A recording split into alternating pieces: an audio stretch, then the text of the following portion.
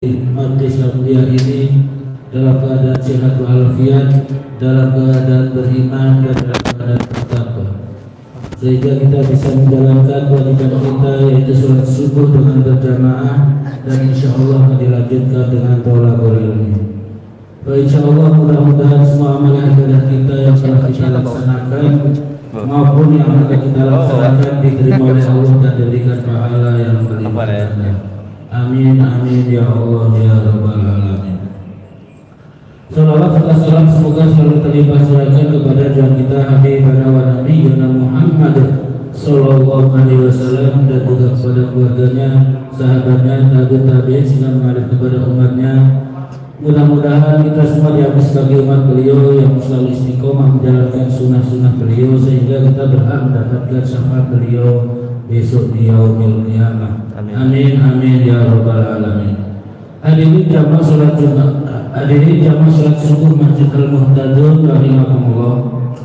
Kami atas nama panitia peringatan Maulid Nabi besar Muhammad sallallahu alaihi wasallam masih sangat mengharapkan partisipasi serta donasi dari Bapak Ibu semuanya demi terlaksananya acara peringatan Maulid Nabi kita yang insyaallah akan dilaksanakan pada Minggu 19 Oktober 2025. Dan bagi para jamaah yang ingin mendonasikan atau ingin berpartisipasi bisa melalui kotak yang telah disediakan di depan pintu, atau bisa melalui panitia yaitu Ustaz Hidayat, dan bisa langsung transfer ke BSI Yayasan Masjid Al-Muhtadun.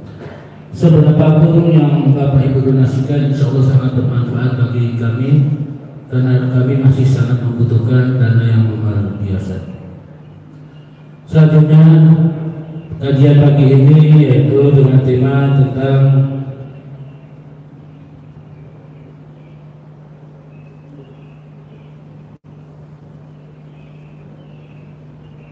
kisah Maulid Nabi atau sejarah Maulid Nabi Muhammad SAW, yang insya Allah akan disampaikan oleh guru kita Al-Mukarram Al-Ustaz Adani Asyikirti BH MSD sampai dengan waktu surut nanti. Waktu surut pagi ini jam 5:45 menit, sehingga kita bisa melaksanakan sholat surut jam 6 kurang 5 menit untuk menghindari waktu-waktu yang diharapkan melaksanakan sholat. Mari kita simak dan kita dengarkan apa yang beliau sampaikan. Mudah-mudahan kita bisa mendapatkan ilmu yang bermanfaat fid dini wa dunya wal akhirah. Amin. Kepada beliau kalian tafadhal mas'ul. Assalamualaikum warahmatullahi wabarakatuh.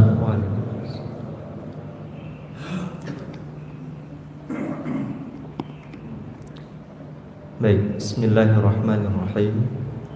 Allahumma anfa'na bima 'allamtana wa'allimna ma yanfa'una wa zidna ilma.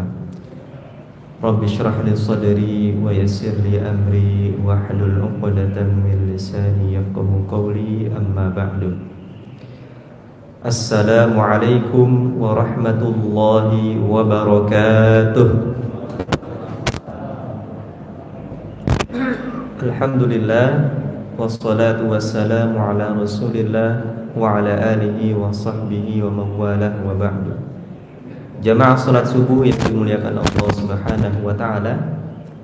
Alhamdulillah di hari ini kita bisa bertemu kembali untuk sama-sama menjalankan perintah Allah Subhanahu wa taala, salat subuh berjamaah. Mudah-mudahan salat subuh kita tadi dan salat-salat kita sebelumnya dan salat-salat kita yang akan datang dan seluruh amal ibadah kita kecil maupun besarnya diterima Allah Subhanahu wa taala. Amin. Salawat beriringkan salam semoga selalu tercurah limpahkan kepada baginda Rasulullah sallallahu alaihi wasallam. Allahumma salli wa sallim wa barik alaihi. Mudah-mudahan salawat yang kita baca, nama beliau yang setiap hari kita sebut, mendapatkan menjadi wasilah kita untuk mendapatkan syafa'atul uzma di yaumil akhir nanti. Amin Allahumma amin. Jamaah salat subuh yang dimuliakan Allah Subhanahu wa taala, sebelum kita mulai alangkah baiknya sama-sama kita niat untuk i'tikaf, ya. Karena dalam fikih khususnya mazhab Asy-Syafi'i, i'tikaf boleh dilakukan kapanpun, tidak hanya di bulan Ramadan saja, tapi kapanpun kita masuk ke dalam masjid dengan kadar minimal di atas kadar tumakninah, ya 1 menit lah, walaupun belum berwudu atau walaupun wudunya sudah batal, maka sah kita untuk niat i'tikaf. Mari sama-sama dalam hati, nawaitul i'tikafa lillahi ta'ala.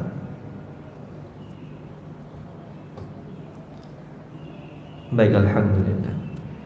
Jamaah yang dimuliakan Allah Subhanahu wa taala, insyaallah 1 jam ke depan kita akan fokus intens membahas tema yang tadi sudah dibacakan, adalah sejarah peringatan Maulid Nabi Muhammad sallallahu alaihi wasallam. 1 pekan yang lalu ada sebuah tragedi, tepatnya di hari Ahad. Sekarang tanggal berapa, Pak? Tanggal 14 kurang 7 berarti 7, ya. Tanggal 7 September itu ada sebuah tragedi di Ciamas, Bogor. Itu ada di internet itu. Sekitar 80 kaum muslimin menjadi korban ambruknya sebuah musola di Ciamas, Bogor. Korban yang ada saat itu kurang lebih terdata ada 80 orang, dan yang meninggal sudah teridentifikasi itu ada 3 orang. Ternyata mereka ini luar biasa jamaah, datang ke musola tersebut untuk sama-sama melaksanakan peringatan Maulid Nabi Muhammad sallallahu alaihi wasallam, untuk sama-sama mendengarkan kajian, mendengarkan perjuangan baginda Rasulullah sallallahu alaihi wasallam. Tapi qadarullah, takdir berkata lain, qadarullah wa ma syaa fa'al. Allah berkehendak di hari tersebut musalla yang dijadikan tempat untuk kajian Maulid Nabi Muhammad SAW pun ambruk, sehingga mengakibatkan ada puluhan korban jiwa. Kita doakan mudah-mudahan mereka yang wafat husnul khotimah, mudah-mudahan yang sekarang sedang dirawat di berbagai rumah sakit di sekitar Ciamas, ada kurang lebih 8 rumah sakit itu, mudah-mudahan Allah sembuhkan mereka. Dan mudah-mudahan juga Nabi Shallallahu Alaihi Wasallam, ya sebagaimana yang diyakini ketika disebutkan nama beliau, yang kita yakini ketika kita bersalawat kepadanya pun Nabi mendoakan kebaikan untuk kita semua dan untuk mereka juga. Amin Allahumma amin. Nah, pas sekali hari ini bulan Ar-Rabiul Awal. Bulan Ar-Rabiul Awal adalah bulan yang diyakini oleh mayoritas umat Islam sebagai bulan kelahiran baginda Rasulullah sallallahu alaihi wasallam. Maka pada hari ini tujuan daripada kajian kita adalah sedikit menggali sejarah peringatan Maulid Nabi Muhammad sallallahu alaihi wasallam, yang tujuannya adalah merefleksikan kembali sekaligus menjadi pemanasan kita. Tadi saya dengarkan Maulid 17 Oktober saja. 19 Oktober. Artinya ada kurang lebih 1 bulan lagi. Ini sebagai pemanas kita, dan mudah-mudahan juga sebagai penambah keyakinan kita, Pak. Jadi kita merayakan Maulid itu tidak hanya sekedar kita ikut-ikutan saja. Tiap tahun Maulid kita Maulid gitu kan. Tiap tahun kita diundang, kita hadir, sholawat dan sebagainya. Tapi kita maulid itu berdasarkan ilmu, sehingga kita akan semakin yakin, ya, semakin yakin untuk sama-sama merayakan Maulid Nabi Muhammad sallallahu alaihi wasallam. Jadi tujuannya kita ingin menggali sejarah itu, Pak. Ya. Dan kami di sini hanya menukilkan saja. Hanya menyampaikan apa yang telah disampaikan oleh guru-guru kita, yang telah disampaikan oleh ulama-ulama kita, bagaimana seharusnya maulid itu, ya, bagaimana maulid yang sebenarnya. Jadi mungkin ada sesuatu yang belum jelas, yang butuh diskusi dan sebagainya, nanti setelah ini dipersilahkan. Apa itu maulid? Ada istilah maulid, maulud, sama aja. Maulud Nabi Muhammad, maulid Nabi Muhammad itu sama. Ya, maulid Nabi itu adalah waktu kelahiran Nabi bisa, tempat kelahiran Nabi bisa juga. Dalam bahasa Arab maulid itu ya tempatnya iya, ya kemudian peristiwanya iya, tanggalnya, waktunya iya. Adalah kelahiran Nabi Muhammad sallallahu alaihi wasallam. Ada istilah lain itu maulud Nabi Muhammad sallallahu alaihi wasallam. Sama. Maulud itu ya sosok yang dilahirkannya itu baginda Rasulullah sallallahu alaihi wasallam. Ya, jadi maulud itu adalah sosoknya. Adapun maulid itu tempat ataupun peristiwanya. Merayakan maulid Nabi bermakna merayakan sekaligus kita memperingati kelahiran manusia mulia. Rasulullah adalah manusia yang paling mulia. Allah berfirman, wa innaka la'ala khuluqin 'azim dalam surah Al-Qalam. Sungguh engkau wahai Muhammad adalah berada di akhlak yang mulia, akhlak yang agung. Dan juga kita merayakan maulid itu, Pak, sebagai bentuk penghormatan dan rasa cinta kita kepada baginda Rasulullah sallallahu alaihi wasallam. Dalam sebuah hadis Nabi bersabda, tidak sempurna iman salah seorang di antara kalian sampai kalian mencintaiku lebih dari mencintai orang tua kalian dan anak-anak kalian. Jadi cinta kepada Nabi Shallallahu Alaihi Wasallam itu adalah bagian dari iman, dan mengekspresikan cinta kita kepada beliau, kepada baginda Rasulullah Shallallahu Alaihi Wasallam adalah bagian dari iman. Sehingga seorang yang tidak cinta kepada Nabi Sallallahu Alaihi Wasallam, seorang yang tidak cinta kepada baginda Rasulullah Sallallahu Alaihi Wasallam, artinya keluar dari iman. Nah, itu secara basic seperti itu, Pak. Jadi maulid itu artinya kita mengekspresikan cinta kita kepada Rasulullah Sallallahu Alaihi Wasallam, yang beliau adalah makhluk yang mulia, yang beliau diutus adalah sebagai rahmatan lil alamin. Allah berfirman, wa ma arsalnaka illa rahmatan lil alamin. Sekarang muncul pertanyaan, ini maulid itu waktu ataupun peristiwa. Jadi kapan Nabi itu lahir? Mayoritas ulama dari dulu sampai sekarang, yang ini telah dinukil oleh banyak ahli sejarah, Ibnu Hisham dan sebagainya, mayoritas ulama berpendapat bahwa Nabi Shallallahu Alaihi Wasallam itu lahir pada tanggal 12 bulan Ar-Rabiul Awwal. Hari apa itu? Hari Senin di tahun Gajah, bertepatan dengan 29 Agustus 580 Masehi. Tapi yang menarik, ulama sepakat bahwa Nabi Shallallahu Alaihi Wasallam itu lahir di hari Senin. Mereka sepakat semuanya Senin, Pak. Karena ada hadisnya itu. Hadisnya yang tentang puasa hari Senin itu kan. Di hari itulah dzaka yaumun wulidtu fi. Di hari itulah aku dilahirkan. Jadi semua ulama sepakat bahwa Nabi itu lahir di hari Senin. Tapi mereka berbeda pendapat tanggal berapa Nabi lahir. Satu. Yang kedua, bulan apa Nabi lahir. Yang ketiga, tahun berapa Nabi lahir. Kenapa ini perlu kita hadirkan, Pak? Karena ini nyata perselisihan pendapat itu. Tujuannya adalah bukan kita untuk menjadi ragu ini maulid Rabiul Awal, jangan-jangan bukan Rabiul Awal. Jangan-jangan peringatan 12 Rabiul Awal itu bukan maulid. Sekaligus juga menjadi serangan sebagian pihak bahwa ente ngapain ngadain 12 Rabiul Awal itu maulid Nabi, sedangkan kelahiran Nabi itu pun diperselisihkan. Enggak. Nah, nanti kita akan ada jawabannya nih. Jadi kita ulangi kembali bahwa para ulama sepakat dari masa ke masa bahwa Nabi Shallallahu Alaihi Wasallam itu lahir hari Senin. Tanggal, bulan, tahun, para ulama berbeda pendapat dengan beragam sanad dengan beragam pendapat-pendapat, ada yang sahih, ada yang tidak sahih. Nah, kita akan saksikan. Pertama, ada yang mengatakan bahwa Nabi Shallallahu Alaihi Wasallam itu lahir 15 tahun sebelum tahun gajah. Peristiwa gajah itu al-fil dalam surah al-fil itu.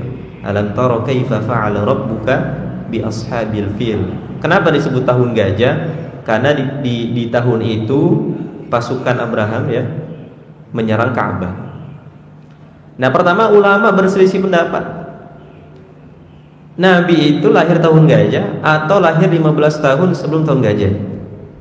Satu itu. Bahkan ada yang menyebutkan beberapa hari, beberapa bulan, hingga beberapa puluh tahun. Kalau yang di atas tadi 15 tahun. Yang kedua, ulama menyebutkan 30 sampai 70 tahun setelah peristiwa Amul Fil, yaitu tahun gajah. Ya, pertama tahunnya dulu nih. Tahunnya juga berbeda. Kemudian para ulama dinukil oleh Al-Imam Ibnu Rajab Al-Hambali. Beliau adalah penulis kitab Jami'ul Ulum wal Hikam. Itu adalah diantara kitab syarah atau penjelas terbaik dari hadis Arba'in An-Nawawiyah yang ditulis oleh Al-Imam An-Nawawi Ad-Dimashqi rahimahullah. Apa kata Ibnu Rajab? Al-Imam Ibnu Rajab Al-Hambali menyebut bahwa ulama berselisih tentang tanggal kelahiran Nabi Muhammad sallallahu alaihi wasallam. Pertama ada yang bilang tanggal 2. Ini masih di bulan Rabiul Awal, Pak. 8, 10, 12, 17, 18 Rabiul Awal. Nah itu. Jadi pertama tahunnya aja sudah beda pendapat. Yang kedua apa? Harinya sudah beda. Sementara itu, seorang pakar ilmu falak, Syekh Mahmud Al-Falaki Al-Misri, adalah seorang ulama asal Mesir. Beliau berpendapat bahwa Nabi Shallallahu Alaihi Wasallam itu lahir tanggal 9 Rabiul Awal tahun 571 Masehi. Itu Masehinya tuh, ya kan? Kalau Hijriahnya belum. Kenapa belum Hijriah? Karena Nabi belum lahir. Hijriah itu adalah peristiwa Nabi Shallallahu Alaihi Wasallam hijrah dari kota Makkah ke kota Al-Madinah, begitu ya. Jadi sebelum hijrah. Atau tepatnya kapan? 55 hari setelah pasukan gajah Abraha dikalahkan. Kita lihat, Pak. Saya tidak nukilkan di sini perbedaan bulan, karena ternyata setelah ditinjau para ulama yang berbeda pendapat. Nabi itu dilahirkan Rabiul Awal, Nabi dilahirkan di bulan Ramadan, Nabi dilahirkan di bulan Muharram dan sebagainya, itu sanadnya lemah. Jadi cukup kita hadirkan di sini adalah perbedaan-perbedaan yang kuat di antara ulama. Tapi sekali lagi perlu kita sampaikan lagi bahwa mereka hanya sepakat Nabi itu lahir di hari Senin. Tanggalnya, bulannya, tahunnya berbeda pendapat. Tapi kalau bulan, hampir seluruh mayoritas itu sepakat di bulan Rabiul Awal. Tapi kalau hari, itu kuat, Pak, pendapatnya kuat. 2, 8, 10, bahkan Syekh Mahmud juga menambahkan pendapat 9 Rabiul Awal. Oke ya? Nah, jadi kenapa sih kita harus tampilkan ini? Nanti kita akan tahu jawabannya. Ya. Kemudian kita perlu tahu, Pak, tujuan daripada Maulid Nabi Muhammad SAW. Ada 3 kita rangkum. Yang pertama, Maulid Nabi itu dirayakan, diperingatkan. Yang pertama adalah untuk sebagai sarana kita mengekspresikan rasa cinta kepada Nabi Muhammad SAW. Sudah dibahas tadi di awal bahwa Nabi bersabda, tidak sempurna iman di antara kalian sampai mencintaiku lebih dari mencintai orang tuanya, anak-anaknya, dan seluruh kaum muslimin. Ya, jadi cinta kepada Nabi Muhammad SAW harus kita ekspresikan. Yang kedua adalah dengan Maulid bahwa menegaskan bahwa cinta adalah bagian daripada iman. Dan ini yang paling penting, Pak, nomor 3. Maulid itu kita tujuannya adalah untuk mengenalkan sosok Rasulullah SAW kepada generasi-generasi kita, yang tujuannya adalah agar mereka semakin kenal dan cinta kepada nabinya. kita sudah berada 1400 tahun lebih dari sekarang. Dari Nabi Muhammad SAW diutus 1400 tahun lebih. Dan kita adalah umat akhir zaman. Dan kita tahu bahwa umat akhir zaman itu akan menghadapi banyak sekali cobaan. Cobaan yang mudah sekarang kita hadapi, yang sering kita hadapi adalah cobaan syahwat. Pertama itu. Zaman sekarang Pak, anak muda seumuran saya lah, 20 tahun. Hitung Pak yang pacaran berapa, yang enggak pacaran berapa. Itu satu lah. Itu satu itu, ya. Yang pacarannya hanya sebatas dia interaksi biasa, bukan mahram tapi intens interaksinya. Sama yang pacarnya parah, itu berapa persen lagi? Pertama itu. Yang kedua, berapa banyak generasi muda kita sekarang terjerumus kepada perbuatan zina. Zina itu adalah berhubungan badan, berhubungan suami istri sebelum sah menjadi suami istri. Kita cek Pak, cek media sosial itu. Berapa banyak orang bangga, istilahnya dalam bahasa Inggris itu body count. Berapa banyak dia bangga dia telah bersetubuh dengan 2 orang, 3 orang, 4 orang, 5 orang. Lagi tren itu Pak. YouTube, bukan TikTok, lagi tren itu. Body count istilahnya. Jadi mereka dengan bangganya menampilkan di sosial media bahwa saya telah berhubungan badan dengan 5 orang laki-laki. Ini bagi perempuannya. Nah yang laki-laki apa? Dengan bangganya apa? Mengatakan bahwa saya telah berhubungan badan kepada 6 orang. Itu bangga. Bahkan ada pacarnya yang sudah putus pun, yang sudah pacaran lagi sama orang lain, tapi dia masih berhubungan badan kepada mantan pacarnya tersebut, dan sebagainya lah. Sekarang kita tanya kepada dia, coba rukun Islam apa, rukun iman apa? Itu ada Pak sosial eksperimennya. Ternyata mereka nggak tahu rukun iman, rukun Islam. Berapa jarak jauhnya kita dari Nabi Muhammad SAW? Jarak waktunya 1400 tahun. Tapi sekarang ada jarak yang lebih jauh apa? Kita dekat setiap saat kita maulid, ya. Setiap momen kita maulid, setiap Jumat, sebagian maulid. Tapi pada faktanya adalah generasi muda kita. Kenapa kita bicara generasi muda? Karena generasi muda adalah generasi penerus. Dan hadir di sini punya anak, punya ponakan. Kita harus tanamkan kepada generasi muda kita bahwa mereka harus cinta baginda Rasulullah SAW. Dan yang parah juga generasi muda ini adalah sekarang krisis identitas Pak. Krisis identitas itu adalah mereka nggak punya idola. Coba siapa idolanya kalau ditanya itu? Nggak punya idolanya. Hidupnya terombang-ambing, nggak jelas. Idolanya siapa? Ya tergantung dia passionnya apa. Pemain bola idolanya. Kalau passionnya olahraga, siapa tuh tokohnya di olahraga itu? Kalau passionnya itu misalnya masak, siapa itu passionnya? Padahal Nabi SAW itu adalah laqad kana lakum fi Rasulillahi uswatun hasanah liman kana yarjullaha wal yawmal akhir wa dzakarallaha katsiran. Telah ada untuk kalian di dalam baginda Rasulullah SAW uswatun hasanah, suri tauladan yang baik. Ya. Ini nomor 3 ini kenapa kami agak panjang? Karena kami saksikan sendiri teman-teman gimana kita di media sosial, termasuk saya juga kan aktif di media sosial itu. Bagaimana sekarang generasi muda kita itu krisis identitas, hidupnya nggak jelas arahnya, ikut-ikutan aja. Pada akhirnya hatinya kosong, hatinya hampa, bunuh diri ujung-ujungnya. Lagi banyak Pak bunuh diri sekarang, lagi tren itu, lagi tren. Yang kita lihat hidupnya bahagia, bunuh diri Pak. Kita di daerah kita saja di Bangka Belitung itu sudah banyak kasus bunuh diri itu. Ditemukan di pohon, di rumah kontrakan, di kosannya bunuh diri. Itu kenapa itu? Teman kami juga yang sama-sama alumni pesantren, ya, pengen bunuh diri juga sama. Itu kenapa kira-kira itu? Kira-kira, ya kan? Makanya tujuannya dengan maulid ini adalah kita mengenalkan sosok baginda Rasulullah SAW. Sekaligus juga agar mereka, teman-teman kita ini, generasi muda kita ini punya arah dalam hidupnya. Ya, Ketika seorang punya arah, punya idola, punya sosok yang bisa menginspirasinya, maka insya Allah seberat apapun masalah yang ia hadapi, ia akan tenang dalam menjalaninya, dalam menghadapinya, dan akan tenang untuk mencari solusi jalan keluar atas permasalahannya. Jadi 3 Pak ya. Jadi tujuan maulid itu kita nggak macam-macam. Ada nggak di sini dapat amplop? Nggak ada di sini amplop kan? Dapat duit nggak ada kan? Itu bonus. Ya kalau dapat alhamdulillah. Makan di sini ada makan? Nggak ada makan. Itu bonus.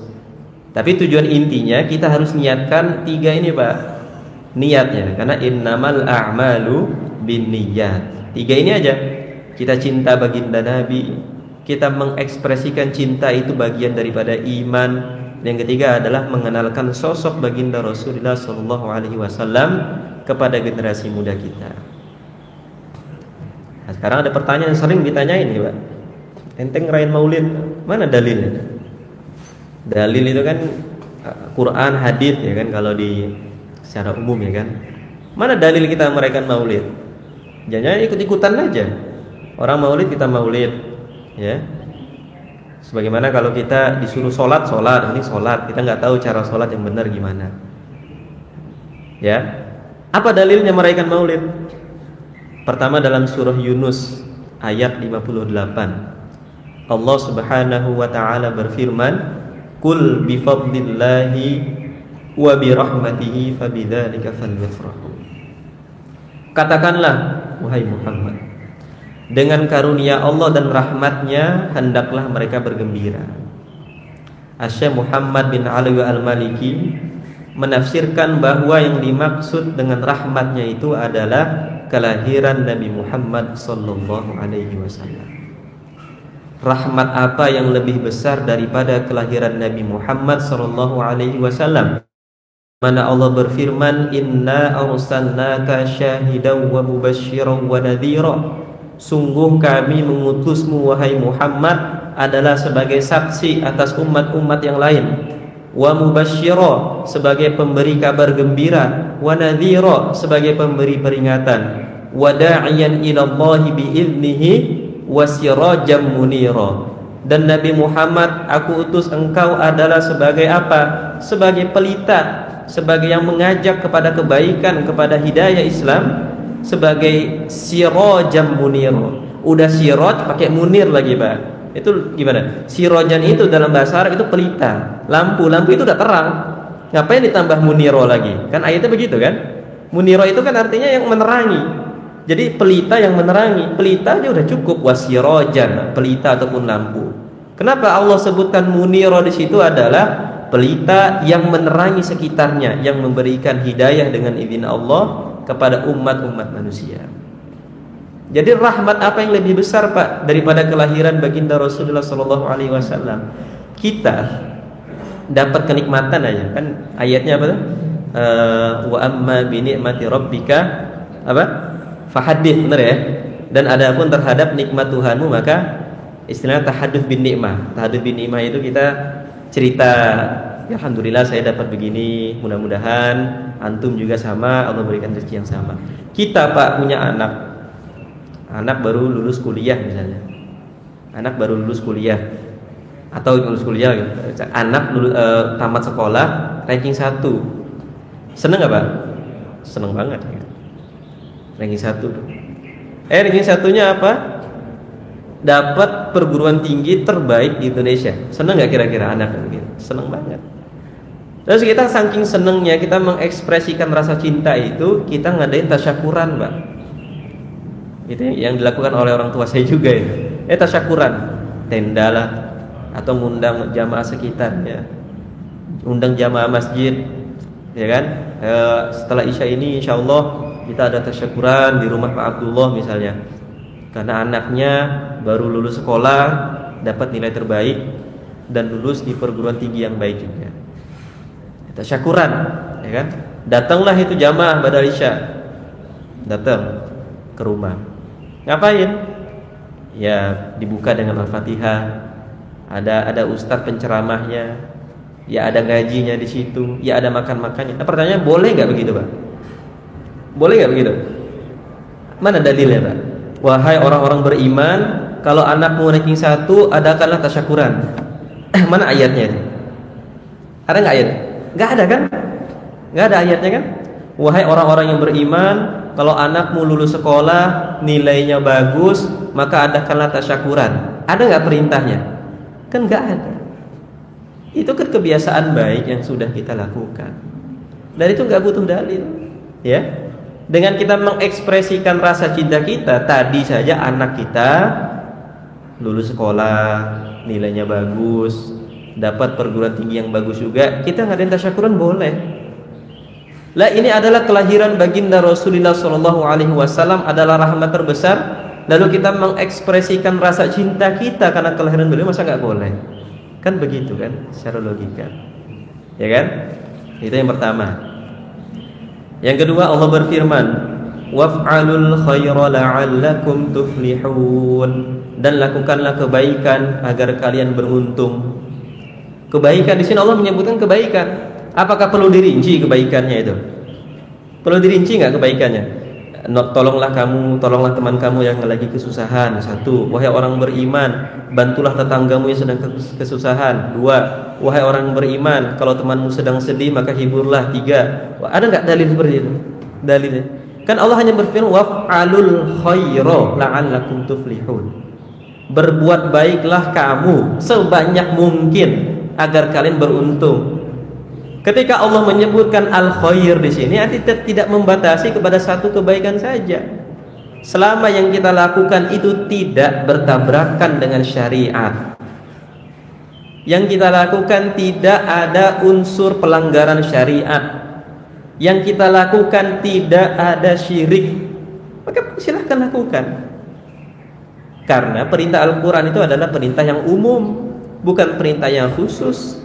Al-Quran itu adalah pedoman, Al-Quran adalah petunjuk. Ketika Allah berfirman waf'alul khaira, maka lakukanlah kebaikan, maka tidak perlu dirinci lagi kebaikannya itu.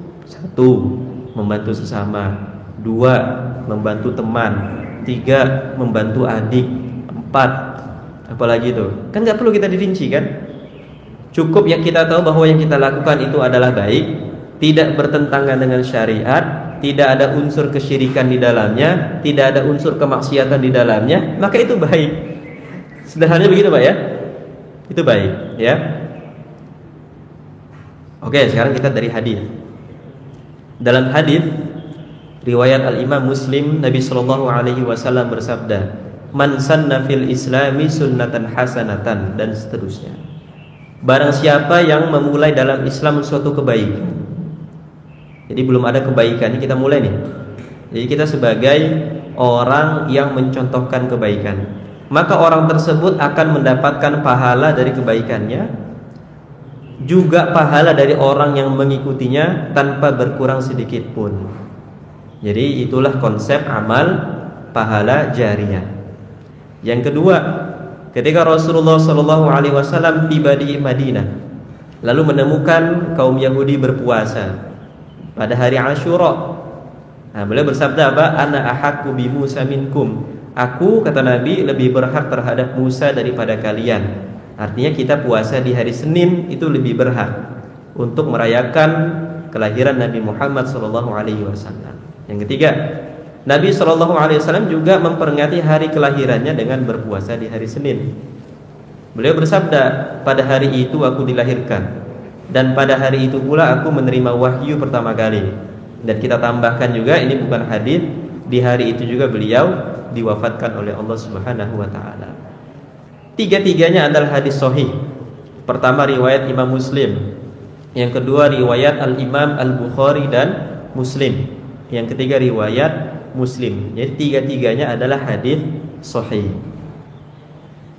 Dan ini juga Pak, ada sebuah kisah menarik juga, bahwa Maulid Nabi Muhammad SAW hukumnya adalah sunnah takririyah. Sunnah takririyah itu adalah perkara yang tidak dilakukan oleh Nabi secara langsung, tapi beliau tidak melarangnya. Misalnya, sebelum kasus yang ini, Bapak tahu kadrun? Kadrun itu kadal gurun. Tahu nggak kadrun Pak? Kadal gurun. Kalau bahasa Arabnya Bob namanya. Dulu itu sahabat itu makan kadal gurun, Pak. Kadal gurun itu bukan biawak. Kadal gurun itu hewan yang tinggal di gurun, itu mirip dengan biawak. Mereka hanya makan serangga-serangga kecil di sana. Itu apa hukum makan kadal gurun ini? Nabi itu nggak makan, ya. Nabi itu nggak makan, tapi sahabat makan. Tapi Nabi tidak melarang. Berarti apa hukum makannya? Boleh.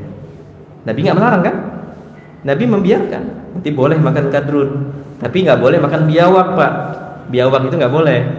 Biawak itu beda dengan kadrun. Nah, searching aja, Pak, perbedaannya di internet itu. Apa bedanya kadal gurun dengan biawak itu ada, ya. Jadi kalau biawak itu dia hidupnya basah, ya menjijikan. Kalau kadrun itu hidupnya kering, kemudian dia hanya makan serangga dan sebagainya. Ada juga sunat takririyah ini, Pak. Kasusnya adalah seorang bernama Ka'ab bin Zuhair. Dulu beliau ini sangat benci kepada Rasulullah SAW, bahkan mengancam untuk membunuh Nabi Muhammad SAW. Siapa namanya? Ka'ab bin Zuhair. Jadi mengancam untuk bunuh Nabi. Kedengeran tuh sampai sahabat bahwa ada seorang bernama Ka'ab bin Zuhair. Kemudian sahabat minta izin kepada Nabi, wahai Nabi, kalau kami dapat ini orang Ka'ab bin Zuhair ini, ya, kami akan tangkap dan akan kami bunuhnya. Perintah itu disetujui oleh Nabi.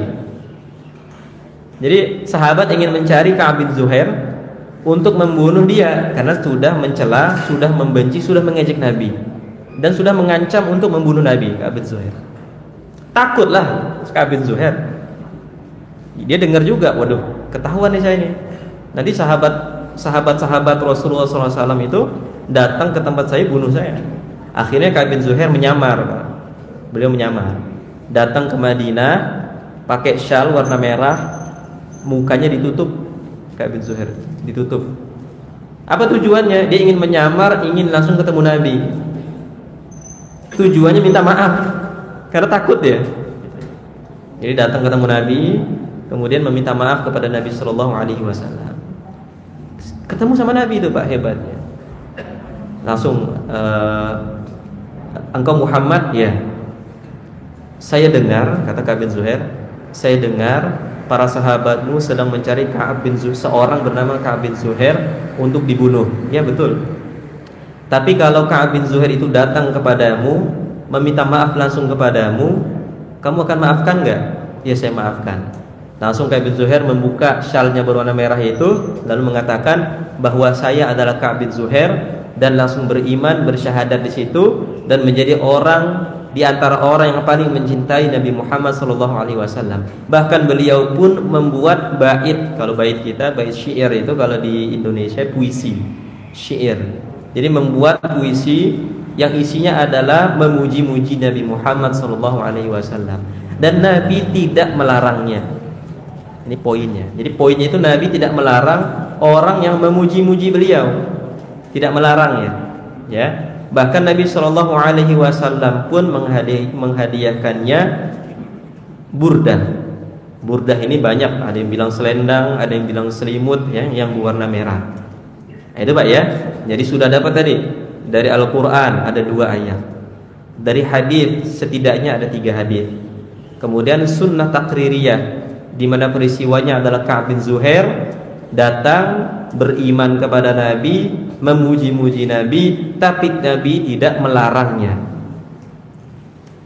Dan tambahan lagi, Pak, dalam kitab Fathul Bari.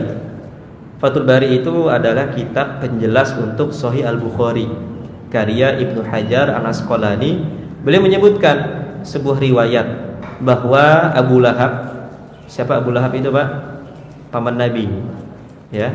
Ada ayatnya itu kan, tabbat siyada abi lahabiu wa tab. Bahwa Abu Lahab itu kan masuk neraka. Tapi beliau disampaikan di sini oleh Al-Imam Ibnu Hajar Al-Asqalani bahwa Abu Lahab itu mendapatkan keringanan siksa setiap hari Senin karena ia bergembira atas kelahiran Rasulullah sallallahu alaihi wasallam. Ini riwayat-riwayatnya tidak kita sebutkan satu persatu, ya. Pada intinya di sini adalah dijelaskan bahwa Maulid Nabi Muhammad SAW sudah secara maulidnya itu sudah diperingati itu dari dulu, dari Nabi SAW itu diutus dengan cara berpuasa di hari Senin. Itu secara apa? Secara kelahirannya. Tapi yang merayakan Maulid sebagai sebuah perayaan, nah ini muncul pertanyaan kan? Ini siapa Pak yang pertama kali merayakan Maulid? Itu kan muncul pertanyaan. Kalau yang memperingati Maulid hanya kelahirannya saja, tanpa ada perayaan besar-besaran, itu tadi sudah kita sebutkan bahwa Nabi SAW berpuasa di hari Senin. Tapi siapa orang yang pertama kali merayakan Maulid Nabi Muhammad SAW sebagai sebuah perayaan yang besar yang kita saksikan seperti hari ini? Ada apa namanya? Ada memuji-muji nabinya, ada makan-makannya, ada ceramahnya. Itu siapa kira-kira yang pertama kali merayakannya? Pertama, tradisi ini banyak pendapat kita nukilkan. Tradisi ini mulai muncul pada dinasti Al-Khilafah Al-Abbasiyah. Khilafah Abbasiyah. Itu khilafah setelah Al-Khulafa Ar-Rasyidun, terus Khilafah Umayyah, dilanjutkan Khilafah Abbasiyah, ya. Ahli sejarah seperti Ibnu Khaliqan dalam Wafaidul A'yan, Ibnu Katsir, As-Sakhawi, As-Suyuti dan sebagainya, mereka ini mencatat bahwa yang pertama kali merayakan Maulid Nabi Muhammad SAW sebagai sebuah perayaan besar yang megah adalah seorang raja yang adil, raja yang solih, raja yang dermawan bernama Abu Sa'id Kaukabri bin Zainuddin Ali ibn Baktikin. Beliau penguasa daerah yang bernama Irbil. Irbil itu sekarang Irak. Beliau punya sebuah julukan Al-Malik Al-Mudhaffar. Adalah raja yang soleh Pak. Ini namanya panjang kan, udah ingat aja Al-Malik Al-Mudhaffar. Itu julukannya. Jadi Al-Malik Al-Mudhaffar ini raja yang soleh, cerdas, dermawan, ya. Di tahun dimana beliau berkuasa, beliau merayakan Maulid dengan cara pertama mengundang seluruh ulama yang ada saat itu, yang dekat yang jauh diundang semuanya sama beliau. Yang kedua apa? Memotong ribuan kambing dan unta. Potong. Dalam sebuah riwayat yang kami baca, 3 hari atau seminggu sebelum Maulid dilaksanakan itu dipotong, disembelih itu hewan-hewannya. Semua rakyat-rakyatnya diundang, ulama-ulamanya diundang. Apa tujuannya Al-Malik Al-Mudhaffar? Tujuannya tadi yang kita sebutkan di awal adalah untuk menumbuhkan kecintaan kepada baginda Rasulullah Sallallahu Alaihi Wasallam. Artinya beliau melihat saat itu bahwa harus ada satu tradisi baik yang mengumpulkan banyak orang, yang di dalamnya adalah kegiatan-kegiatan yang mengenang baginda Rasulullah Sallallahu Alaihi Wasallam, agar umat Islam saat itu ingat, agar umat Islam saat itu kembali kepada sunnah Rasulullah Sallallahu Alaihi Wasallam. Itu tahun berapa itu? Itu tahun sekitar di awal abad ke-6 Masehi. Abad ke-6 Hijriyah ya, Hijriyah. Kalau Masehi berarti kan Rasulullah SAW, berarti Hijriyahnya. Itu saat itu. Jadi jarak antara Nabi SAW dengan Al-Malik Al-Mudhaffar itu kan hanya ratusan tahun saja. Gitu. Tapi Al-Malik Al-Mudhaffar melihat bahwa ada sebuah tradisi yang harus kita lakukan, yang harus kita rayakan. Yang tujuan tradisi ini adalah untuk menumbuhkan kecintaan kepada baginda Rasulullah Sallallahu Alaihi Wasallam. Itu pendapat yang pertama, Pak. Ya, ada versi lain. Ini sering disampaikan juga nih. Ada versi lain yang pertama kali merayakan Maulid Nabi Muhammad Sallallahu Alaihi Wasallam adalah Ad-Daulah Al-Fatimiyah, dinasti Fatimiyah. Jadi kalau kita baca sejarah, Pak, ya, jadi memang khilafah saat itu terpisah-pisah juga. Ada dinasti-dinasti kecil. Nah, di antaranya adalah ini Ad-Daulah Al-Fatimiyah. Ad-Daulah Al-Fatimiyah ini adalah dinasti Fatimiyah yang ini adalah ajarannya aliran Syiah. Kita yakini Syiah itu adalah sesat. karena pendapat-pendapatnya banyak bertolak belakang dengan Ahlus Sunnah, sesat ya. Kalau kita langsung vonis kafir, nanti dulu Pak, itu ada bab tersendirinya. Tapi kalau sesat, ya memang sesat. Para ulama sudah sepakat bahwa Syiah itu adalah sesat. Kafir atau tidaknya itu urusan nanti, urusan ulama itu bukan urusan kita. Jadi di masa Ad-Daulah Al-Fatimiyah, seorang penguasa khalifahnya Al-Mu'izz di dinillah itu merayakan maulid juga Pak, merayakan maulid juga.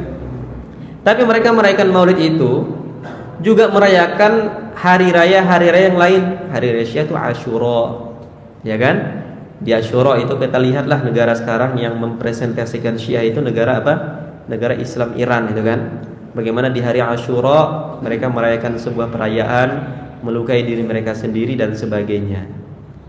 Singkat cerita, dinasti Fatimiyah ini cikal bakal ini Pak. Dinasti Fatimiyah ini cikal bakalnya kampus Al-Azhar Kairo.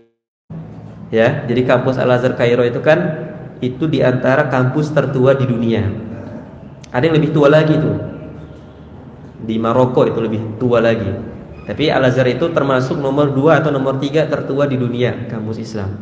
Itu yang mendirikannya adalah dinasti Fatimiyah.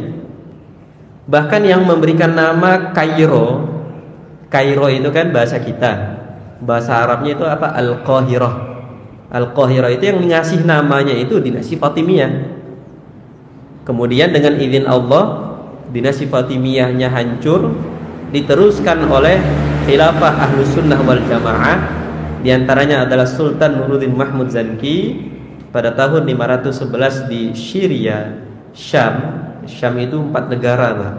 Jadi kalau Bapak mendengar istilah Syam itu Suriah, Lebanon, Palestina, satu lagi apa? Jordan. Itu Syam ya. Jadi kalau Nabi berdagang dari Makkah ke Syam itu 4 negara itu. Ya sekarang mungkin lebih identik dengan Suriah. Jadi kebiasaan baik ini diteruskan oleh ulama ahli sunnah wal jamaah adalah memperingati maulid Nabi Muhammad SAW dan menjaga peringatan maulidnya itu dari hal-hal yang melanggar syariat. Ya, yang melanggar syariat. Jadi apa kesimpulannya nih? Yang pertama kali merayakan ada 3 pendapat, ada 2 pendapat kita kerucutkan. Pertama adalah Al-Malik Al-Mudhaffar, adalah seorang raja Ahlus Sunnah wal Jamaah. Raja yang solih, raja yang adil, raja yang dermawan. Di saat itu beliau adalah penguasa Irak, ya. Kemudian dengan inisiatifnya untuk mengadakan satu event yang besar yang tujuannya adalah untuk mengenang kembali, untuk menumbuhkan kembali rasa cinta kepada baginda Rasulullah SAW. Pertama itu. Yang kedua apa? Adalah Ad-Daulah Al-Fatimiyah.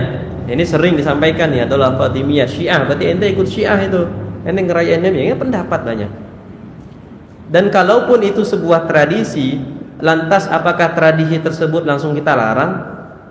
Berapa banyak tradisi yang awalnya adalah dimulai oleh orang-orang yang non-muslim, kemudian kita lakukan, kita lanjutkan tradisi tersebut, kita hilangkan unsur-unsur kesyirikannya, unsur-unsur syiriknya, unsur-unsur melanggar syariatnya. Itu boleh nggak Pak kira-kira?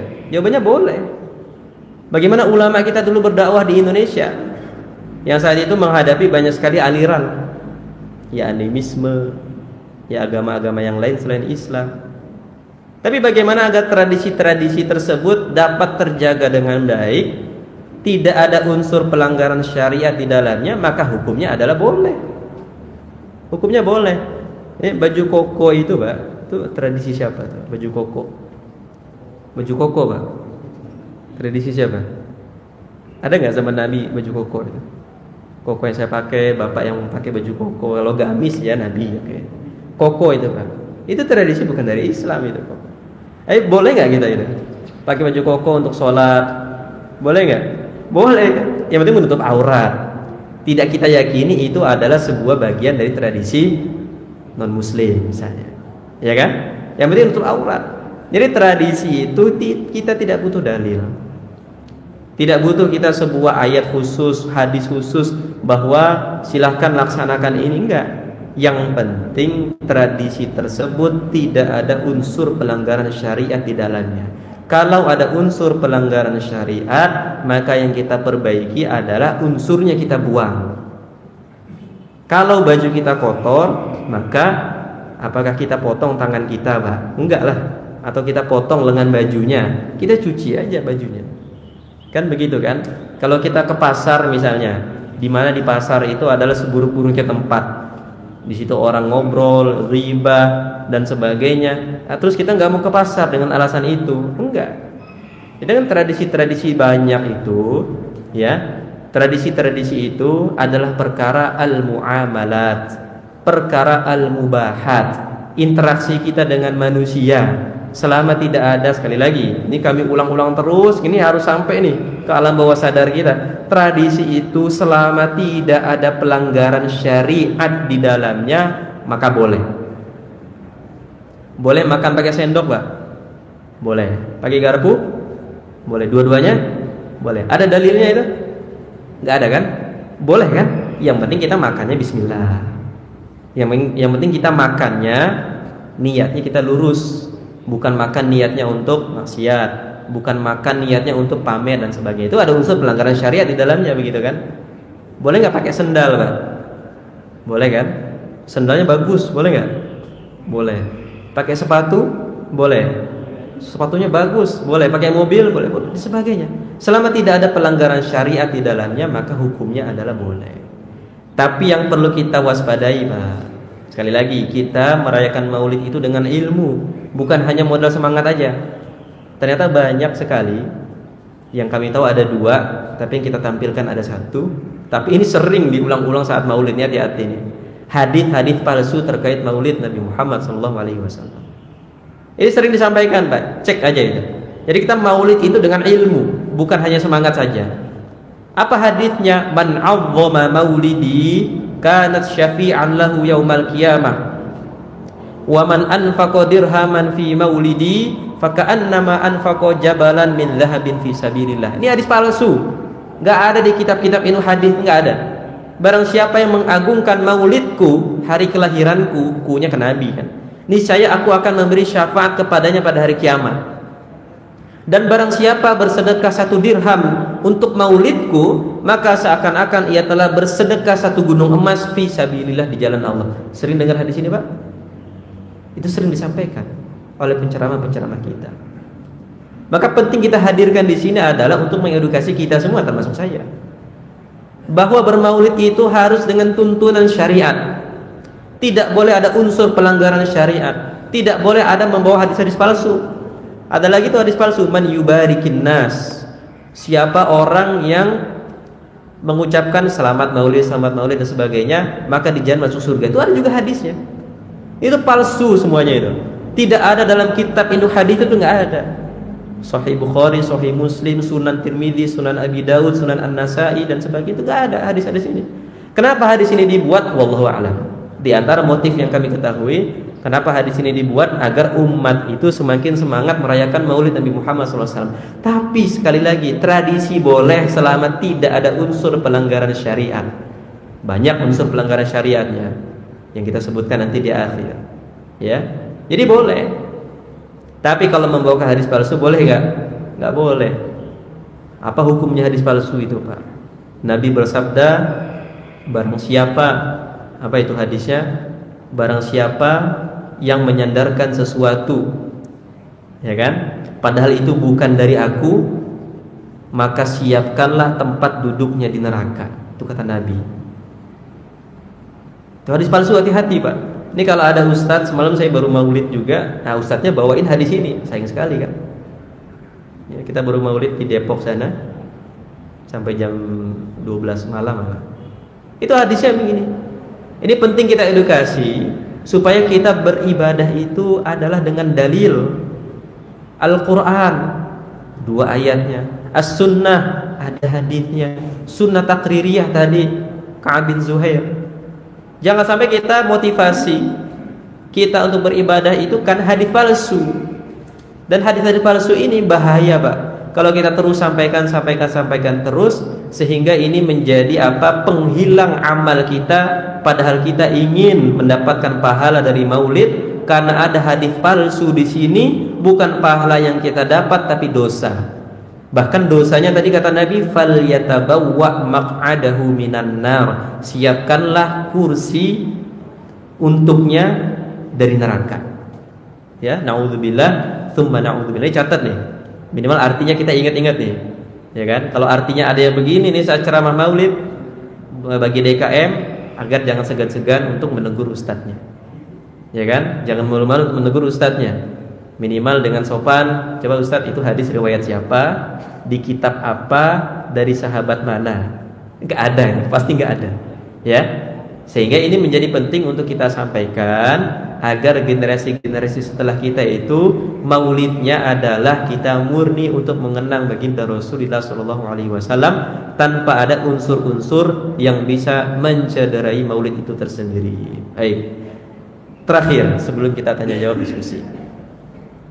Tadi sudah dipaparkan siapa yang merayakan maulid, dalilnya apa dan sebagainya. Kemudian apa tadi? Ternyata para ulama berselisih pendapat bahwa maulid itu atau kelahiran Nabi itu tanggal 2, tanggal 7, tanggal 9, tanggal 13 dan seterusnya di bulan Rabiul Awal. Para ulama juga berselisih pendapat apakah bulan Rabiul Awal atau bulan Muharram atau bulan Ramadan. Tapi yang paling kuat secara umum itu Rabiul Awal. Para ulama juga beda pendapat, apakah di tahun gajah itu Nabi lahir, atau 15 tahun atau 30 tahun setelah tahun gajah, atau beberapa hari setelah tahun gajah dan sebagainya. Ya. Nah, dari sana kita ingin di akhir ini apa? Apa rahasia Allah Subhanahu wa taala menyembunyikan pastinya kelahiran Nabi Muhammad SAW? Apa rahasianya itu? Rahasianya adalah kita itu merayakan maulid itu setiap hari, Pak. Setiap hari kita merayakan maulid. Dengan cara apa kita merayakan maulid? Bersolawat itu sudah merayakan maulid. Kita salawat dalam sholat kita nih. Allahumma sholli ala Muhammad. Tambah sayyidina silahkan, nggak masalah. Allahumma sholli ala sayyidina Muhammad. Tidak membatalkan sholat itu, apalagi dosa enggak. Satu itu. Yang kedua apa? Dengan kita membaca sirah nabawiyah, kita membaca sejarah-sejarah Nabi itu, kita juga sudah merayakan maulid. Jadi luas sekali maulidnya. Dan uniknya di Indonesia, perayaan maulid Nabi Muhammad SAW tidak terbatas pada waktu. Benar kan? Ya, kita nggak sebutkan lah di banyak daerah, ya kan? Ada yang merayakan maulidnya itu setiap bulan. Ada yang merayakan maulidnya itu dari tanggal 1 Rabiul Awal sampai nanti akhir Rabiul Awal. Setiap hari di daerah saya juga penuh itu jalanan maulid. Ya. Karena memang maulid itu kita tidak mengkhususkan pada bulan tertentu saja. Kebetulan kita punya dana terbatas, Pak. Kita punya waktu juga terbatas. Apa salahnya kita mengumpulkan orang-orang di tanggal tertentu, di bulan tertentu? Muncul sebagian cibiran dari orang-orang di luar sana. Katanya ente cinta Nabi, ya kan? Katanya merayakan maulid itu tidak harus di Rabiul Awal. Tapi kenapa ngerayainnya hanya khusus di bulan Rabiul Awal? Ini Al-Muhtadun ini nanti kenapa hanya khusus di Oktober aja kan? Kenapa nggak setiap minggu misalnya kan? Kenapa nggak setiap bulan? Itu kan pertanyaan-pertanyaan bodoh itu. Itu bahaya pertanyaan itu. Ya kita mampunya segitu mau bagaimana? Tapi kita selalu mengedukasi umat, selalu mendidik umat bahwa apa? Bahwa cinta Nabi itu setiap saat. Tidak terbatas oleh Rabiul Awal. Berarti kalau sudah Rabiul Awal udah lupa sama Nabi. Enggak.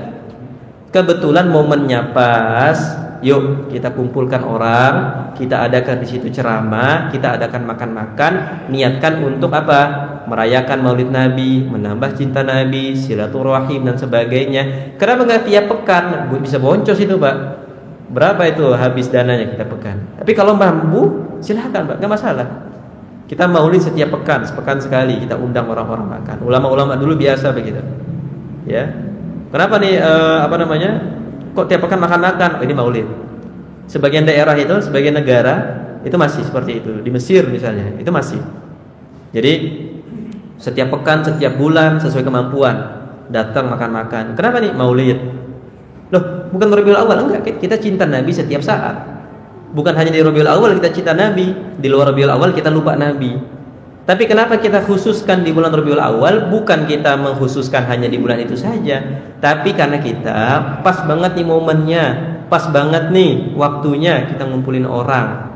Dan itu sebetulnya bukan pertanyaan, artinya itu bukan sebuah pertanyaan yang harus diucapkan. Kenapa sih tasyakurannya setahun sekali kita mampunya begitu? Kenapa sih kalau setiap malam Jumat baca Yasin, kenapa nggak Al-Baqarah aja? Ya Al-Baqarah kelamaan, waktunya nggak cukup Pak, 2 juz setengah hanya dilaksanakan di 40 menit, itu nggak cukup. Ya kita cukupnya apa? Ya ada Yasin aja. Mau diganti sama surat lain silahkan aja, nggak masalah. Kita baca Luqman di setiap malam Jumat, nggak masalah, kan begitu. Jadi itu sebetulnya ibadah-ibadah itu, ya ibadah-ibadah itu, ya, kita akan sambungkan dengan poin kita di akhir ini. Jadi ibadah-ibadah itu tidak ada tuntunan langsungnya dari syariat, tidak ada tuntunan langsung bahwa wahai orang yang beriman, bacalah Al-Quran di malam hari, bacanya 1 halaman saja. Kan gak ada kan? Artinya kita boleh dong baca 1 juz. Wahai orang beriman, bacalah Al-Quran 30 juz 1 kali duduk. Kan gak ada kan? Perintahnya apa?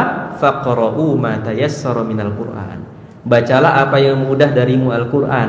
Akhirnya ulama apa? 1 juz 1 hari minimal lah, setengah juz 1 hari. Gak mampu juga satu lembar 1 hari. Belum mampu juga 1 halaman 1 hari. Itu kan teknis ini kalau ditanya, loh kok baca Al-Quran 1 juz sehari? Itu nggak ada anjuran Nabi Pak, 1 juz sehari itu nggak ada. Nabi itu anjurannya per hizib itu. Hizib itu beda-beda tuh, per surat ya. Misalnya dari surah Al-Fatihah sampai surah At-Taubah itu dalam 1 hari itu. Sanggup nggak kita begitu Pak? Itu kan teknis. Nabi tidak memerintahkan secara khusus, hanya teknis saja. Mau kita jadikan 1 juz sehari dan sebagainya, maka silakan. Maka di akhir jamaah yang dimuliakan Allah, bagaimana agar kita merayakan Maulid sesuai dengan syariat? Yang pertama adalah kita niatkan perayaan Maulid ini adalah untuk memuliakan baginda Rasulullah Sallallahu Alaihi Wasallam dan menambah cinta kepadanya, agar kelak di akhirat kita mendapatkan syafaat beliau. Dan yang kedua, jauhi hal-hal yang diharamkan. Penting ini. Seperti apa? Al-ikhtilaf, campur baur, bebas antara laki-laki dengan perempuan tanpa batas. Campur baur, ada musik di situ, joget-joget dan sebagainya. Nah, itu yang dihilangkannya itu. Tapi kalau masih ada pembatas, misalnya di masjid ini ada sitarnya, atau mungkin kanan kiri, depan belakang, itu silakan. Tapi selagi ada unsur-unsur itu tadi, al-ikhtilat, bercampur lawan jenis, ada musiknya, ada joget-jogetnya, musik-musik yang mengarah kepada syahwat ya, bukan musik sekali lagi itu adalah fikih itu, halal haram itu nanti ya, karena itu pembahasan fikih. Pada intinya musik yang haram, musik yang benar-benar menjerumuskan seseorang kepada keharaman. Hadis palsu nggak boleh, haram hadis palsu itu, sepakat sudah. Syirik, ritual syirik sebagian daerah yang kami baca, kami lihat ada sebagian ritual itu mengarah kepada syirik, itu hati-hati. Ada satu daerah itu maulidnya adalah dengan cara menghias sebuah kapal dengan hiasan-hiasan, ada kain-kain di situ. Di dalam kapal tersebut ada makanan-makanan. Makanan itu apa? Kapalnya akhirnya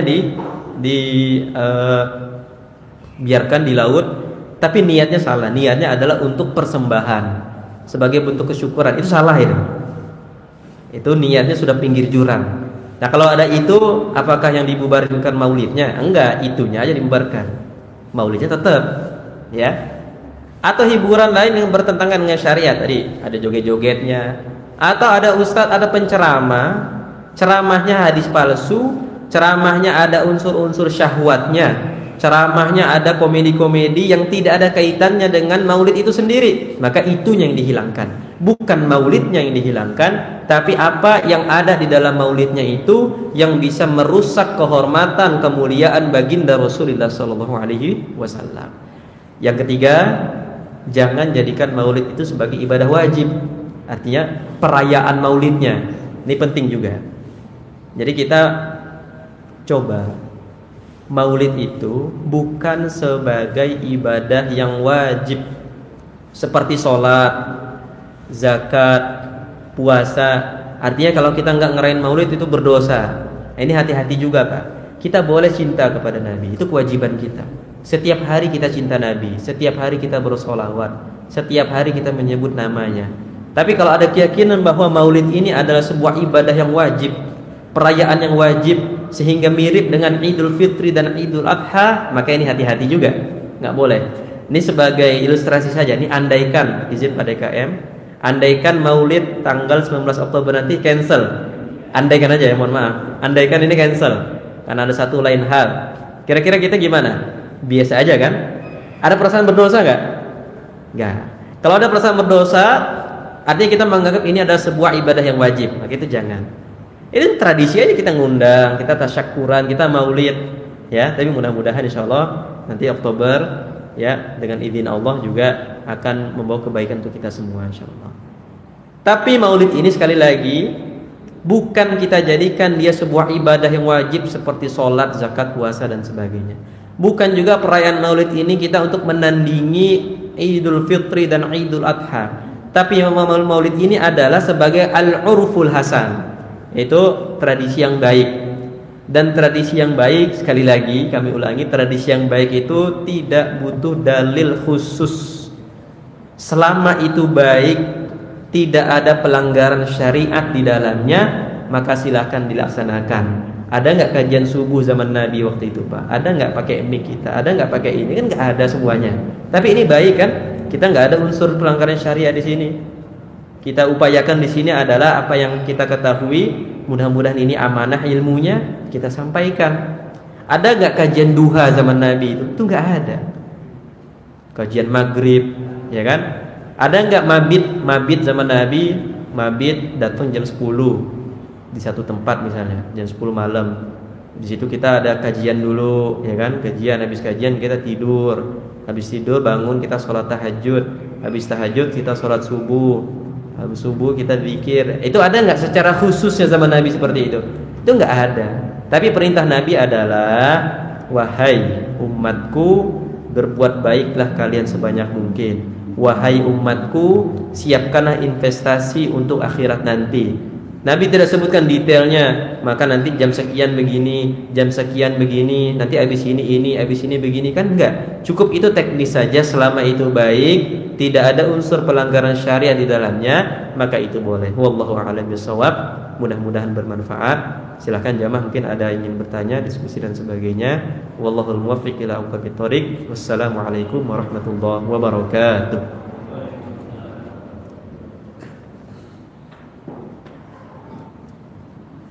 Silakan, ada yang ingin bertanya, menambahkan? Assalamualaikum warahmatullahi wabarakatuh. Waalaikumsalam. Izin saya bertanya. Di mana ini? Oh iya. Ya. Tadi menyampaikan kalau tentang seperti maulid untuk merayakan kelahiran Nabi boleh. Baik. Secara singkat saja ada dua pendapat tentang ulang tahun, merayakan ulang tahun. Ya. Apakah ulang tahun kita merayakan ulang tahun anak kita itu diperbolehkan? Baik. Ada yang menyampaikan diperbolehkan tapi tidak boleh tiup-lilin. Tidak boleh? Tidak boleh. Tiup-lilin. Oh, tiup lilin. Atau potong kuenya itu yang tidak boleh. Iya, iya. Mohon penjelasan. Assalamualaikum warahmatullahi wabarakatuh. Waalaikumsalam. Barakallahu fiik. Jadi ini masih nyambung sama maulid ya. Maulid, ulang tahun gitu ya. Nah, apa hukum merayakan ulang tahun? Secara umum. Secara umum bukan ulang tahunnya. Ada sebuah hadis, man tasyabbaha biqaumin fahuwa minhum. Barang siapa yang menyerupai suatu kaum, maka ia adalah bagian dari kaum tersebut. Hadis ini panjang penafsirannya. Poin yang ingin kita ambil bahwa tradisi ya yang ada kuat kaitannya dengan tradisi agama lain, ada unsur ritual agama lain, maka tidak diperbolehkan. Itu poin yang kita ingin ambil. Pemahamannya adalah selama tradisi itu tidak ada unsur ritual agama lain misalnya, tidak ada kebiasaan-kebiasaan agama lain yang kita bawa di tradisi itu, maka boleh, ya kan? Itu secara usul fikihnya namanya, secara usul fikih. Nah sekarang kasusnya diantaranya adalah ulang tahun, ya ulang tahun. Ulang tahun ini gimana? Dua pendapat betul yang disampaikan tadi. Pertama adalah untuk kehati-hatian merayakan ulang tahun itu, maka sebagian kaum muslimin tidak merayakannya. Khawatirnya terjerumus ke dalam satu perbuatan at-tasyabbuhu biqaumin, perbuatan yang menyerupai kaum agama lain. Padahal itu tidak dicontohkan oleh ulama-ulama kita yang dulu. Tapi pendapat yang kedua adalah silahkan merayakan ulang tahun tersebut, tapi niat kita adalah bukan untuk tasyabbuh menyerupai kaum yang lain, tapi niatkan kita adalah untuk tasyakuran. Niatkan kita adalah untuk sama-sama mengingatkan kepada anak kita, nak, kamu itu usianya semakin berkurang, bukan bertambah. Kamu tuh semakin berkurang usianya, ya, maka tujuan dari perayaan ulang tahun ini adalah mudah-mudahan kamu semakin soleh, mudah-mudahan semakin taat, mudah-mudahan semakin rajin dan sebagainya. Dan begitu Pak ya. Jadi memang terbagi dua. Yang pertama adalah boleh, yang pertama adalah sama sekali nggak boleh. Karena untuk kehati-hatian. Karena ini identik dengan apa? Dengan perayaan di agama lain. Yang kedua adalah boleh dengan catatan. Catatannya pertama adalah niatnya. Niatnya adalah untuk tadi, untuk mengingatkan anak-anak kita bahwa usia semakin berkurang. Yang kedua adalah tujuannya atau catatan yang keduanya tidak ada unsur pelanggaran syariat dalamnya, tiup lilin atau ada yang lain Pak, ada musiknya, ada joget-jogetnya, itunya tuh. Nah, karena inilah yang berkembang di masyarakat, ada dangdutnya, campur baur laki-laki wanita, kadang lupa waktu sholat dan sebagainya, maka inilah yang kehati-hatiannya adalah untuk kita tidak merayakannya. Begitu. Wallahu a'lam bishawab. Silakan Bapak yang lain. Waalaikumsalam. Ini kebiasaan tradisi di Indonesia, selain akhiran dirayakan, bagaimana untuk Rasul masalah sunnah hitam, sunnah kan wajib untuk orang masuk Islam. Seperti saya punya teman orang Belanda mau masuk Islam, nikah dengan muslimah dari Padang. Oh, masya Allah. Harus disunat dulu untuk masuk Islam. Selain sunat sampai 1 bulan nggak sembuh itu, Ustaz. Ya Allah. Jadi apakah wajib untuk itu disunat? Karena sekarang di Inggris sudah ribuan yang masuk Islam, apa itu perlu disunat?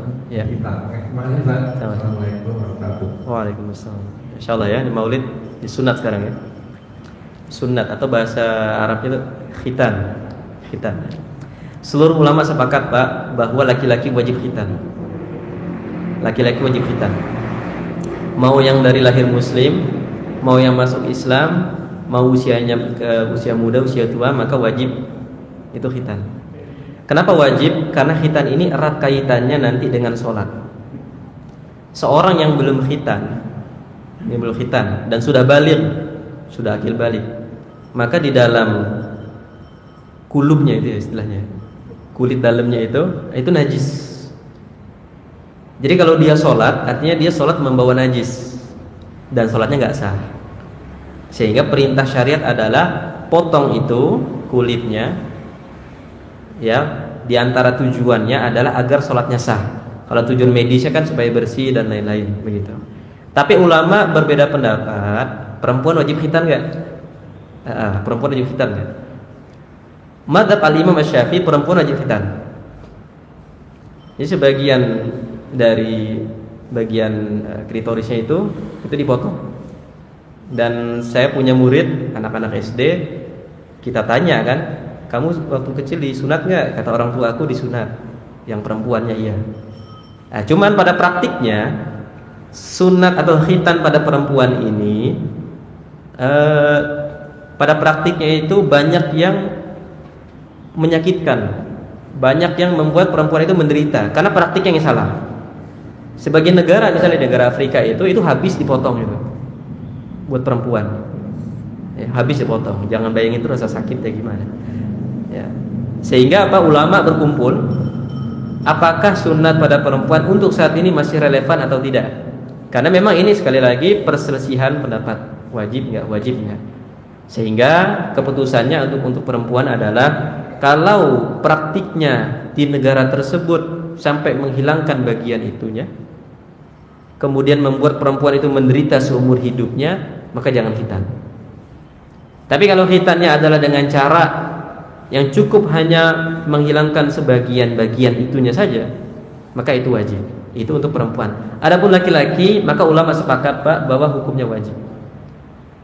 Terkait tadi yang disampaikan, ada yang mu'allaf, kemudian 1 bulan belum kering-kering sehingga mengganggu aktivitas dia kan, apalagi sudah berkeluarga dan sebagainya. Saya curiga itu dia sunatnya di mana? Saya curiganya di sini. Karena sekarang sudah modern, artinya mau usia muda, usia tua itu seharusnya dengan teknologi kita yang sekarang itu cepat keringnya, Pak. Saya curiganya di situ. Apakah dia datang ke sunat yang malpraktik gitu kan? Sehingga karena aneh ya, 1 bulan belum kering-kering gitu kan? Atau mungkin ternyata dia datang ke orang yang bukan ahlinya dan sebagainya. Tapi insya Allah ya, berdasarkan yang kami pelajari juga, sebagian kawan-kawan kami ada yang berkecimpung di bidang khitan ini, ya disampaikan bahwa khitan itu dengan teknologi kita yang sekarang itu aman, insya Allah aman. Walaupun ada 1 kasus kemarin Pak ya, hilang itu kan, kepotong semuanya kan karena laser. Jadi dokternya udah siap tanggung jawab berapa miliar itu, tapi nggak bisa mengembalikan lagi jadi utuh kan, gitu. Ada kasusnya itu ya 1-2 lah, tapi kebanyakan dia kasusnya khitannya sukses seperti itu. Nah itu zaman sekarang. Nyambung sedikit, zaman dulu gimana? Kita akan dapati Pak, riwayat-riwayat orang-orang dulu itu sunatnya itu, khitannya itu di usia yang tua pakai kapak. Kalau orang-orang kita dulu kan, yang mungkin orang nenek kita, kakek kita, ayah kita kan sebagian pakai pisau bambu ya. Apa namanya Pak? Semilu. Oh, Masya Allah. Pakai bambu. Kalau saya gunting kan, saya generasi gunting Pak. Kalau mungkin yang sekarang teman-teman kita, adik-adik kita yang sudah laser, ya itu pun aman insya Allah, selagi memang praktiknya di lapangannya benar. Jadi sekali lagi, memang ini kewajiban dan harus dia lakukan seperti itu. Harus dia lakukan. Dan insya Allah dengan teknologi sekarang itu tidak memberatkan. Karena ada mu'alaf, saya ingat sebuah kasus tato Pak. Izin saya nyampaikan juga ya, tato ya. Kalau ya khitan kita sepakat bahwa khitan itu wajib. Tinggal cari itu tempat yang bagus, yang harganya jutaan, 5 juta sekalian. Nah, tato ini Pak, tato itu wajib dihapus nggak? Yang penting juga ya, biar kita nggak kepikiran juga. Tato orang yang mu'alaf kah, atau orang yang baru taubat, muslim tapi tatoan gitu. Tato itu wajib dihapus nggak? Pertama, tato itu haram. Mau yang menghalangi air nggak mengalir, haram. Dulunya haram. Ada hadisnya, nggak boleh tatoan. Ya, kalau kata Habib Ja'far itu tatonya di dalam hati aja, ya kan? Artinya tatonya itu semangat dalam hati aja. Itu istilah lah. Tato itu nggak boleh. Nggak ngalahin air wudhu saat ini aman, nggak boleh. Makanya hati-hati itu stiker-stiker tato buat anak-anak kita itu. Entah apa tujuannya dijual itu, biar gedenya tatoan, wallahu a'lam. Tato itu nggak boleh. Nah yang kedua, ketika sudah terlanjur tatoan dan tatonya itu jarum suntik, yang itu bercampur dengan darah kan, tato itu, dan itu menghalangi air wudhu pasti. Nggak mungkin masuk air wudhu itu. Oke, singkat cerita dia masuk Islam atau taubat lah. Gimana? Kalau mungkin untuk dihilangkan dengan teknologi yang sekarang, maka wajib untuk dihilangkan. Wajib untuk dihilangkan. Tapi kalau sekiranya menghilangkannya itu menyakiti dia, artinya kan kulit orang beda-beda, kondisi beda-beda. Jadi kalau dihilangkan dengan teknologi sekarang, berdasarkan riset dokter nanti kulitnya akan ada kelainan dan sebagainya, maka tidak wajib untuk dihilangkan. Artinya sholatnya sah. Itulah keringanan dalam Islam seperti itu. Ya, adapun khitan, maka itu sepakat wajib. Insya Allah tempat yang 10 juta, 5 juta, 10 juta, insya Allah amanah lah. Wallahu a'lam bishawab.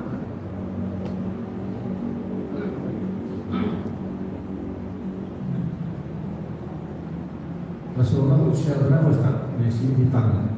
Saya nggak tahu Pak. Saya belum dapat riwayatnya. Nggak tahu. Di hadisnya ada. Saya belum dapat. Mungkin ada tapi saya belum dapat. Mudah-mudahan nanti di kesempatan berikutnya.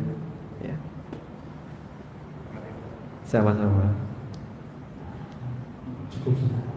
Cukup. Alhamdulillah ya, jamaah yang dimuliakan Allah. Pas sekali di 6.20. Sebelum keluar kita sholat syuruk terlebih dahulu. Mari kita akhiri dengan doa kafaratul majlis.